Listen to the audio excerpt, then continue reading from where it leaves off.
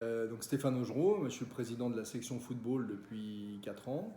Donc j'étais déjà dans le bureau et ancien joueur d'Assamédard, donc dans le bureau depuis au moins une dizaine d'années. La section football est une des 9 sections de l'association sportive culturelle Saint-Médard de Doulon. L'association compte près de 1500 adhérents. Elle propose des activités pour tous et pour toutes. Sa devise, c'est un lieu unique pour toute la famille. Donc basket, tennis de table, pétanque, gym sportif, gym tonique, loisirs, danse, chorale. L'association va fêter ses 90 ans cette année. Quant à la section football, elle a été créée en 1963 par Pierre Chopin et elle fêtera ses 60 ans en 2023. Pierre en a été le président, a été le fondateur et le président jusqu'en 81. Bien d'autres lui ont succédé. Je citerai les deux derniers principalement. Donc Jacques Blanchard de 98 à 2007 et Valérie Legendre de 2007 jusqu'à 2016. Donc on a été le premier club de football en Loire-Atlantique à avoir pérennisé un contrat en CDI, en emploi. Il s'agissait du premier emploi jeune ouvert en 99 sur l'activité football. C'était Fred Bodino qui avait été le candidat. Ensuite, d'autres salariés se sont succédés, donc Michael Herriot pendant 14 ans, à qui la section doit une grande partie de son succès et de son évolution aujourd'hui. Et maintenant, Jérémy Labbé, le seul coordinateur technique depuis janvier 2017, aidé cette année de 2 salariés de 30 et 35 heures en contrat PEC et apprentissage. Le club a été précurseur également dans le développement du foot féminin en étant le premier groupement féminin en Loire-Atlantique, en association avec le RAC en 2012, puis rejoint par la Saint-Pierre en 2015 et en 2017 par le Pinsec. Donc, en 2014, le club, la section football, a obtenu le label d'or de l'école de foot pour 3 ans.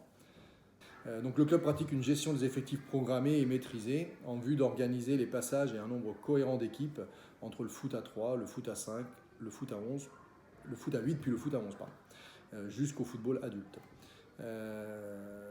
Donc en animation, en football d'animation, on a 8 équipes de U7, 6 équipes de U9 et 4 équipes de U11. En pré-compétition, on a 4 équipes de U13.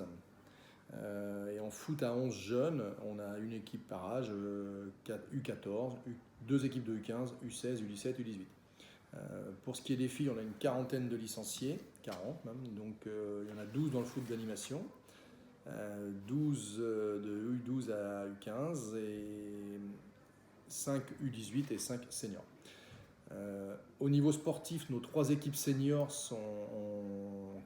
nous ont fait connaître une année exceptionnelle l'an dernier, c'est-à-dire qu'on a eu 3 montées au niveau supérieur. Donc l'équipe A est montée en R2, le plus haut niveau jamais atteint par le club en région. L'équipe B est au premier niveau départemental, en première division, et l'équipe C est montée en 4e division. Donc les 3 équipes sont montées l'an dernier. Il y a 15 ans, il faut savoir que l'équipe A était en 2e division. Donc ensuite, on ne va pas oublier nos vétérans aussi, qui ont un bon nombre de victoires depuis plusieurs saisons, toujours dans la bonne humeur, avec beaucoup d'assiduité.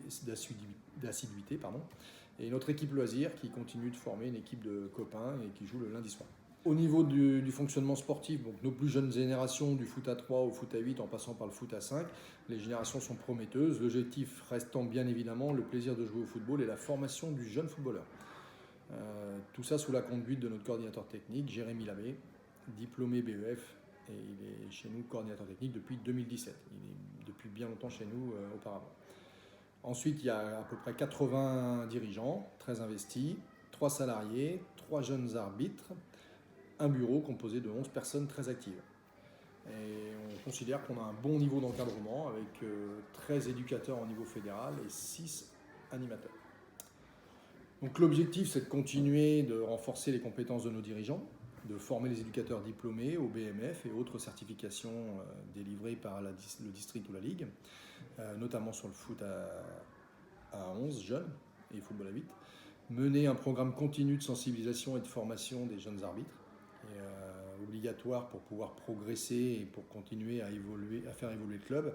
On se doit d'avoir un nombre d'arbitres équivalent au nombre d'équipes seniors. Quant à nos ambitions sportives, elles sont de continuer à performer dans les championnats seniors et jeunes Et pour quelques-unes d'entre elles, pourquoi pas évoluer au niveau région si le niveau le permet. Pour 2020, le gros objectif, ça va être d'obtenir le label. Donc le label, ça consiste à déposer un dossier qui acte de notre candidature. Ça passe par un diagnostic du club. Nous sommes jugés et audités sur 4 thématiques différentes. Donc l'associatif, l'éducatif, le sportif, l'encadrement et la formation. Le nombre d'équipes dans chaque catégorie, couvrir toutes les catégories, le nombre de licenciés masculins, le développement de la pratique féminine, le niveau de diplôme des encadrants, avec des critères incontournables ou à travailler pour obtenir l'un des 3 niveaux du label, c'est-à-dire soit le niveau élite, soit le niveau espoir, soit le niveau excellence. L'audit permettra de savoir où nous en sommes en récupérant un nombre de points et des actions seront à entreprendre dans l'année et dans les années à venir. Le label, c'est une reconnaissance du travail accompli par les salariés, les dirigeants diplômés ou non, et les bénévoles du club. Il permet également de présenter des équipes de jeunes en fonction de leurs résultats et de leur niveau, bien évidemment, de pratique, de les présenter au niveau régional. Le cas échéant, sous réserve également d'avoir au club des éducateurs diplômés pour encadrer ces équipes. Je vous propose de parler plutôt de notre environnement et de nos inquiétudes et l'avenir de la section football.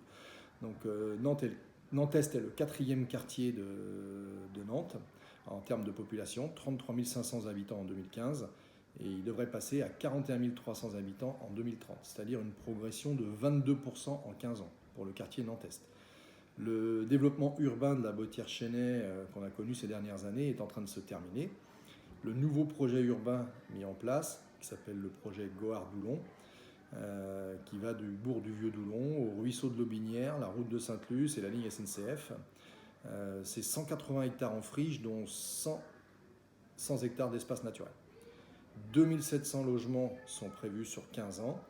À partir de 2022, 150 logements par an, dont 55% de logements sociaux et abordables, soit 5000 habitants. Un groupe scolaire, un centre de loisirs, un gymnase, des structures permettant de faire vivre tous ces nouveaux habitants. À ce jour, cette zone comporte 8000 licenciés, dont 1500 à la Saint-Médard, Omnisport, 4 clubs Omnisport, dont la Saint-Médard, qui représente au total 29 sections de 2900 licenciés. Donc la section football représente à elle toute seule 20% de ces licenciés aujourd'hui dans le quartier. Ce projet de Gohard va entraîner la réouverture du ruisseau des Gohards, qui privera la section football de son terrain en herbe.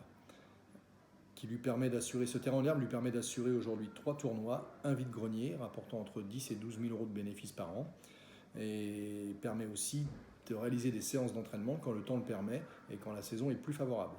Étant donné que nous sommes déjà en insuffisance d'infrastructures, que ce soit au niveau terrain, au niveau vestiaire, vieillissant et insuffisant, les interrogations sur le devenir de la section football sont fortes au vu de l'essor du quartier et de la suppression d'un de ses terrains. Gageons que les élus sauront trouver des solutions favorables au développement du quartier et au soutien de notre section football, acteur important de la vie sociale du quartier de Doulon.